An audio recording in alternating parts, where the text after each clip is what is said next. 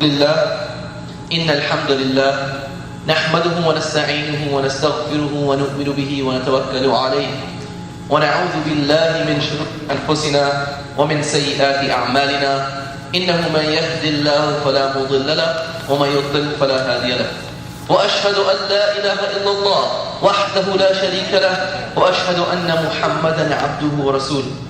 We begin by praising Allah subhanahu wa ta'ala, for indeed Allah is the one who owns and He deserves all praise. We seek the guidance of Allah. We seek the assistance of Allah. We seek His forgiveness. We seek His love, His affection and His mercy. And we put our complete trust and reliance in Allah subhanahu wa ta'ala. Therefore we seek refuge from Allah, from the evil thoughts that creep into our minds. And we seek refuge from Allah from the consequences of our poor choices and actions. For whoever Allah subhanahu wa ta'ala guides, then no one can misguide that individual. And whomever Allah subhanahu wa ta'ala allows to go astray, then no one can bring him back to the straight path. And I bear witness that there is no deity, no being, no object, no God in this universe worthy of worshipping, or obeying, or serving, or adoring except for Allah subhanahu wa ta'ala. And I bear witness that Prophet Muhammad sallallahu alayhi wa sallam was His last and His final messenger who came to guide humanity from all the different confusing ways of life to the singular light of Islam and Iman wa ba'd.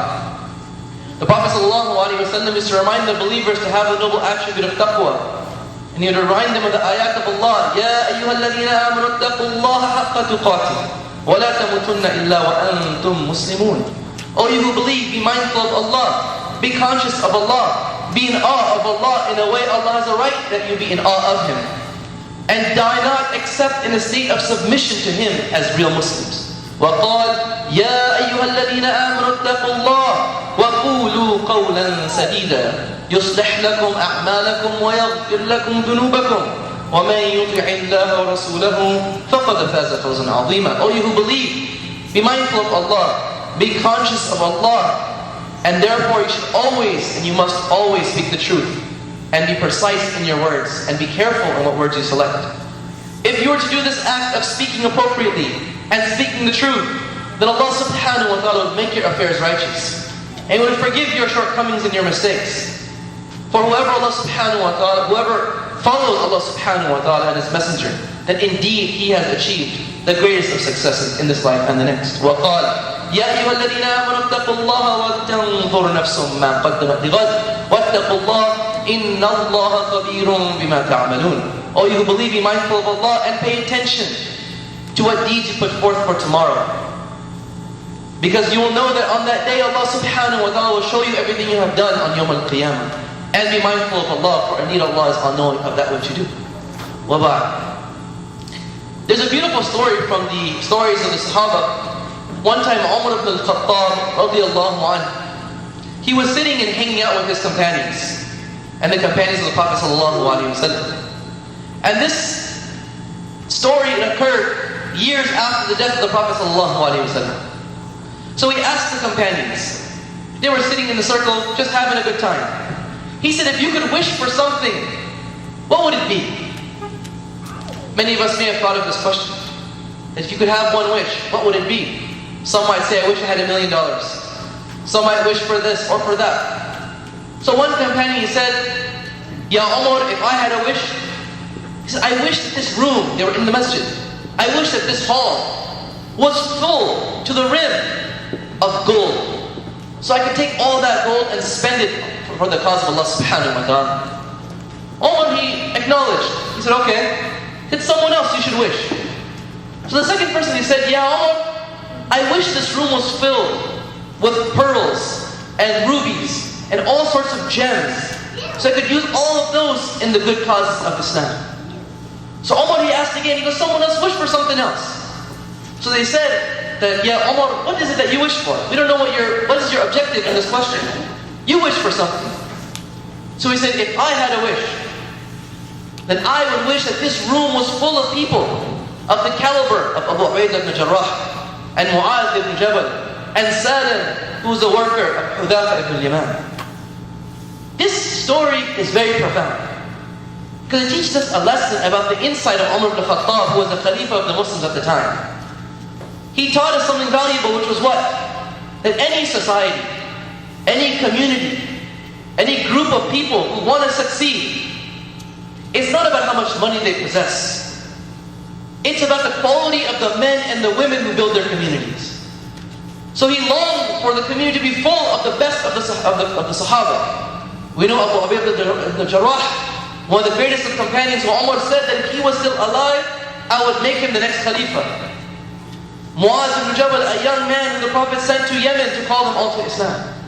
So Umar realized this deep principle, that this is the success of a society, of a community, will only go as far as the caliber and the strength of the people who build it. Now to ask the question that's a follow-up here. We live in a community. We live in societies. And we look around and we don't see the likes of the Sahaba. And we crave that we wish we had strong leaders. We wish we had these strong men and women to build our communities and institutions with. But we say, where are they? How can we find them? Where are they built, developed, and nurtured and educated? And the answer to this question is simple. All of these people were the students, and they lived and they breathed the life of being part of a community in the masjid of the Prophet ﷺ. These companions, all of them, radiallahu anhum ajma'een, where were they raised? They did not go to great universities. They were raised in the masjid of the Prophet ﷺ. So today we want to speak about the role of the masjid in our societies. And I know the ambitions of this community are great. We ask Allah subhanahu wa ta'ala to build a beautiful community, the masjid for this community. Say Ameen. But there's something that we often miss. We know it.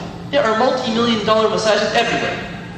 In our own localities, in the greater Southern California community, all over the country, rather all over the world.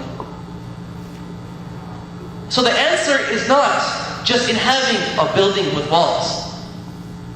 The Prophet ﷺ, when he built his masjid, how did he do it? The very first thing the Prophet ﷺ did when he migrated from Mecca to Medina, a 350-kilometer journey, took him 8 days on top of a camel. Before he put his bags down, before he bought his own apartment, before he built his own home, before he did anything else, he said the first thing we're going to do is select the place for our masjid to be built, construct it, and then we'll get on with the rest of the affairs of our life. His home was not built until after the masjid was built, sallallahu alaihi wasallam. Then you might ask, what was this masjid like? Was it marble? Was it granite countertops? Was it air-conditioned tiles? It was palm trees that were the pillars and clay walls. Subhanallah. And from this simple place that every single person was involved in, young and old, rich and poor, in building, you found a society in a generation that changed the world. Simple Bedouin Arabs who quarreled and they bickered and were backwards. In less than 20 years, 10 years, took over the whole Arabian Peninsula. Took over much of Asia and much of Europe in the first century or half a century. Was it because of the beauty of the facility? No. It's because what they did inside of that beautiful place. And this we want to emulate. What was the model of how the Prophet ﷺ built the masjid? What did he do in it? Who was invited to it? What programs did they hold? Because for far too long, our masajid have become, excuse the expression, they're sometimes a club for the seniors or for the jobless. Because many of us are busy, we're working, we go to school, we have children.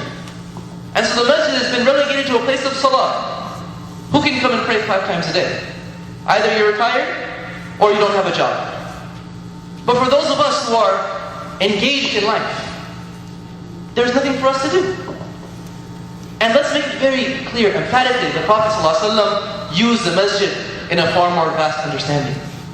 And the hadith of the Prophet shed light on this when he said, جُعِلَتْ لِي الْأَرْضُ مَسْجِدًا وَطُهُورًا أَيُّمَا رَجُلٍ أَدْرَكَتْهُ الصَّلَاةُ فَلْيُصَلِّ.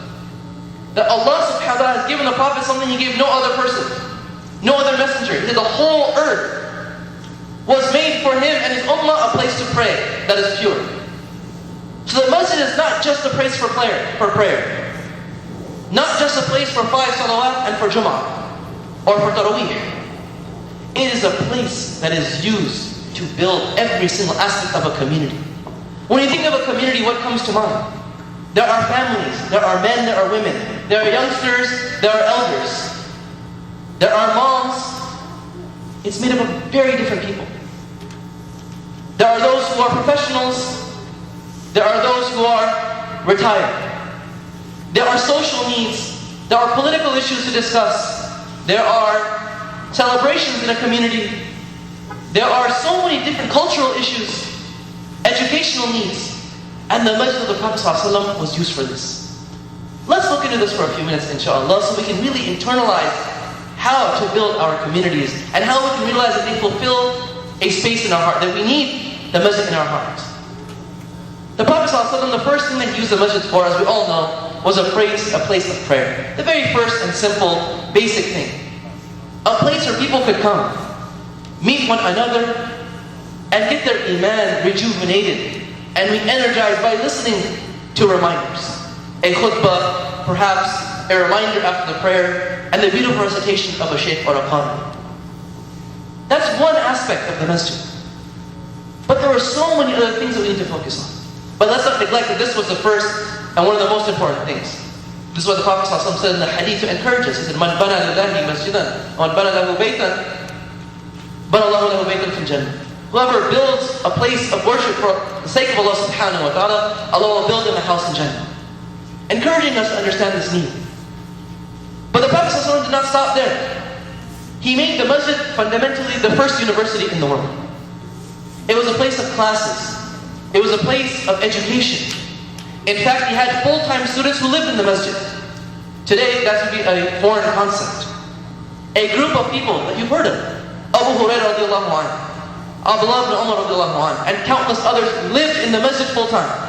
They were called Ashab al-Sufa.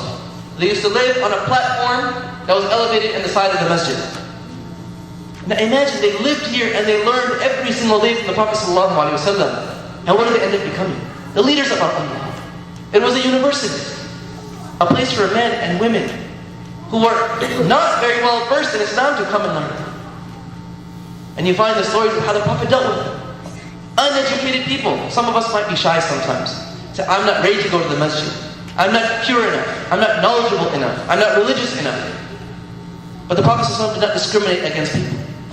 The man came to the masjid, the Bedouin, and he began to urinate in the corner of the masjid. And the companions, they got very angry at the man. The Prophet said, leave him alone. So he goes to the man and he said to this man, he said, this place is a place of remembrance of Allah subhanahu wa ta'ala. It is not a place that we defile. It's not a place where you use the restroom.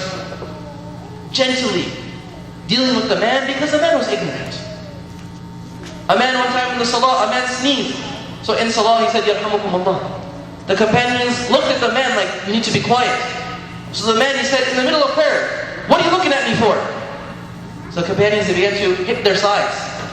And he learned, oh, I'm supposed to be quiet. So after the salah, the Prophet told him, he said, this salah, there's only tasbih. There's only words of remembrance of Allah subhanahu wa ta'ala. We don't talk about the dunya. So the man, he said that Allah, the messenger of Allah, is the most merciful. He did not get mad at him. He took people for where they were. The Prophet ﷺ used to take the masjid as a place of entertainment. Entertainment. The masjid of Allah. A place because the community has needs. SubhanAllah, the opportunities out there are many. For us, adults, and for children. We all have to have a good time in life. We can go to movie theaters. They can go to clubs. They can go to so many other places. But the Prophet ﷺ understood the best place for people to come and have a good time is in the house of Allah subhanahu wa ta'ala. We find that in the hadith where he invited the Abyssinians who had a demonstration of spear throwing to show their skill, physical fitness skills, their accuracy in spear throwing, and people were entertained. Aisha, she mentioned in the hadith that they came and they were doing it and the women were watching as well. The Prophet ﷺ would hold up a garment, Aisha would watch, until she said, I got bored after a while and I had enough. But what does that show? They came to loosen up. They came to relax.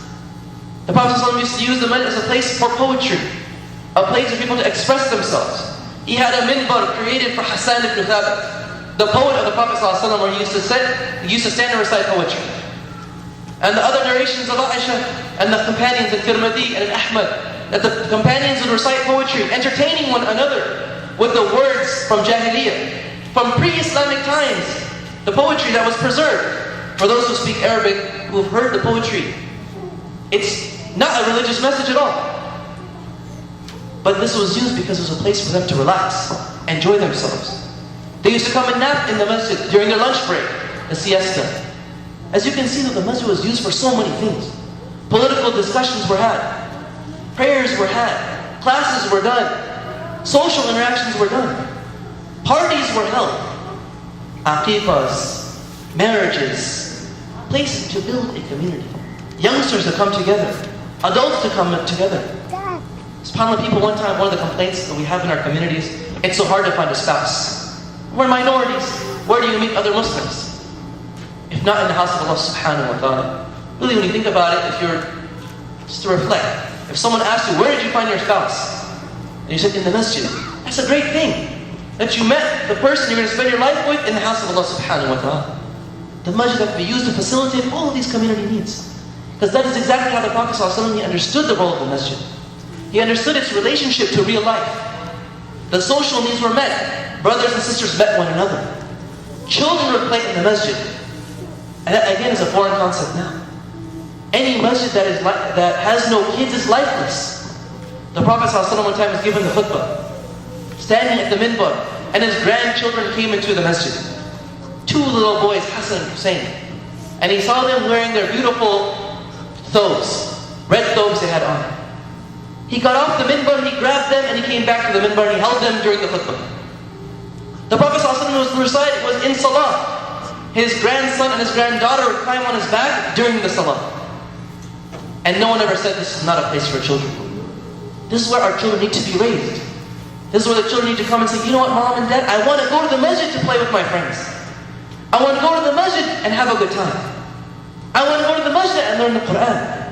Because this is a place for all the hearts to come, young and old, male and female. And really to reflect on the point of the women as well, the masjids that we have today have to be a place for women to come. Why? In the past, in the hadith of Prophet ﷺ, where the masjids, the prayer of a woman is best in her house, is correct when it comes to the reward of the salah. But by Allah, ask yourself, in a non-Muslim community that we live in, society, where will the women, your daughters and your wives, learn about Islam? Where will they meet other sisters to hang out with? In their schools, non-Muslim schools? In the clubs? Where are they going to go? In their jobs, in their professional careers? The masjid is the place they have to go. And the masjid has to facilitate this, because this is the comprehensive community center of the Prophet ﷺ. Inshallah, in the second part of the khutbah, we'll talk about one last aspect of the masjid, so we can really understand how to build our communities. And not worry about the domes. Not worry about how glossy the minbar and the walls are. How well decorated they are. This is frivolous and unimportant. The success and the contentment of a society will be by the programs which they hold and the services they provide, not by the beauty of its facility. We ask Allah subhanahu wa ta'ala to make us amongst those who revive the masjid, the prophetic model of the masjid. We ask Allah subhanahu wa ta'ala to make us amongst those who build a beautiful center by which our hearts are united, by which our needs are met. And we ask Allah subhanahu wa ta'ala to make us amongst those who will be given beautiful places in Jannah for our hard work in developing our own centers and our own masjids.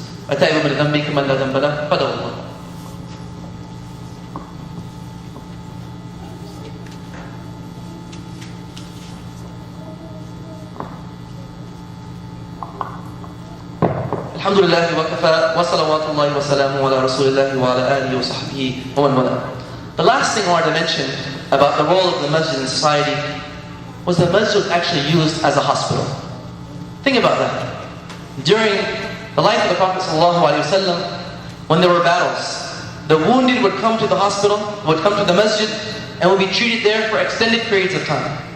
There's a hadith that's narrated in Tirmidhi, it's authentic, where a companion by the name of Sa'ad, he was injured in the battle of Khandaq, and the Prophet had a tent set up for him in the masjid. For 1 month he was cared for in the masjid until he passed away. Radiallahu anhu. But I want to shift this, because alhamdulillah, Allah has blessed us now with hospitals everywhere. So we may not need the masjid to fulfill that role of providing physical health for people. But let's take it in a different dimension. The masjid is the hospital for the spiritual health of the community. Everyone spiritually has needs. And everyone has some spiritual ailments and sicknesses. The best of us do, doesn't matter.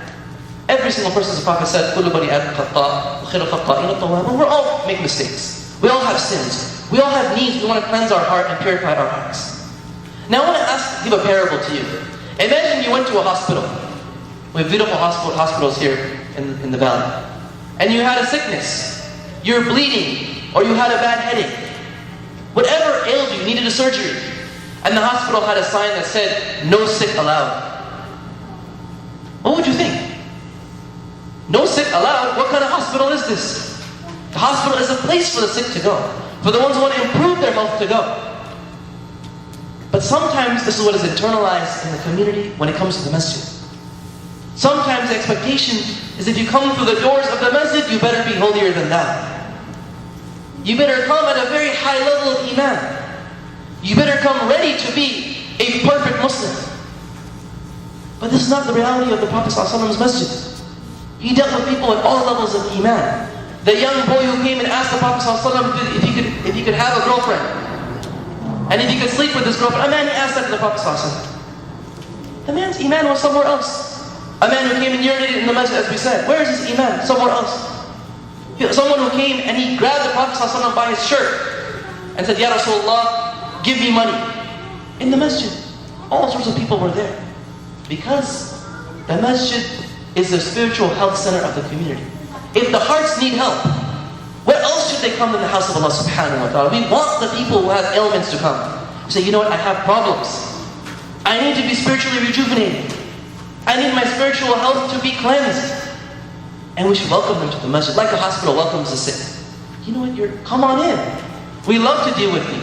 We would love to help you, because that's what we're here for. That is the purpose of our existence. Those who are already at a very high level of iman, they can live actually without the masjid fine. But other people, they cannot. So this is a fundamental role.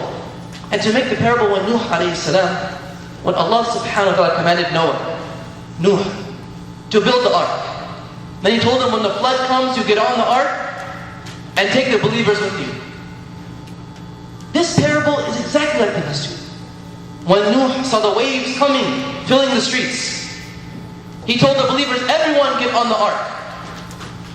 And the wave came and flooded the entire community, and only the believers were saved who were on the ark of the Prophet ﷺ. The masjid is our ark. The waves are abundant. This society is calling us to everything. To the fahsha, to the immorality, un-Islamic practices. And if you do not jump on the ship, that is the masjid, then we may drown as well. We may drown. The tide is very strong. Once you get knee deep or waist deep, it might suck you all the way in. So this masjid has to be that ship that preserves the iman of the people, that facilitates for the needs of the people, so that it can follow in the model of the Prophet ﷺ, how he built Masjid al-Nabawi, and how he built and rebuilt Masjid al-Haram, so that we can have our spiritual health high. We can have our social needs being met. We can have our educational needs being met. We can have our brothers and sisters meet one another. We can have our children have their playmates through interaction in the masjid. They can learn the Quran. All the things that we need. The masjid should be the hub for them. The hub. I'm not saying it's the end all, but it is the hub. And it has to have this forward thinking.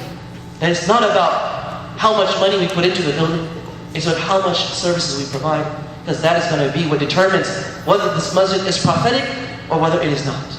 So please, we ask Allah subhanahu wa ta'ala and reflect over how the masjid can fulfill your needs. Whether you're young, whether you're old, whether you have children, whether you don't. Every person's needs can be met through this ship of the masjid. We ask Allah subhanahu wa ta'ala to make us amongst those who realize the worth of this institution. And we ask Allah subhanahu wa ta'ala to give us people like Abu Bakr ibn Jarrah and Mu'adh ibn Jabal and Salim, Mawla, Hudayfa, who can build our communities. And we ask Allah subhanahu wa ta'ala to make us amongst those who are able to open the spiritual hospital for our community members. And we ask Allah subhanahu wa ta'ala to make the masjid a place where the non-Muslims can come and learn about Islam. Allahumma hdina fi man hadin. وعافنا فيمن عافيت وتولنا فيمن توليت وبارك لنا فيما أعطيت إنك تقضي بالحق سبحانك ولا يقضى عليك ولك شكرنا بما أعطيت نستغفرك اللهم من جميع الذنوب والخطايا ونتوب إليك ربنا آتنا في الدنيا حسنة وفي الآخرة حسنة وقنا عذاب النار ربنا لا تزغ قلوبنا بعد إذ هديتنا وهب لنا من لدنك رحمة إنك أنت الوهاب اللهم ألف بين قلوبنا اللهم وحد صفوفنا اللهم وحد صفوفنا اللهم وحد صفوفنا اللهم يا أكرم الأكرمين يا أرحم الراحمين ارحمنا يا غافر الذنب يا قابل التوب اغفر لنا وتب علينا يا الله يا أكرم الأكرمين أكرمنا يا الله سبحان ربك رب العزة عما يصفون وسلام على المرسلين والحمد لله رب العالمين وأقيموا الصلاة إن الصلاة تنهى عن الفحشاء والمنكر البغي يعظكم لعلكم تذكرون اذكروا الله يذكركم ولذكر الله أكبر والله يعلم ما تصنعون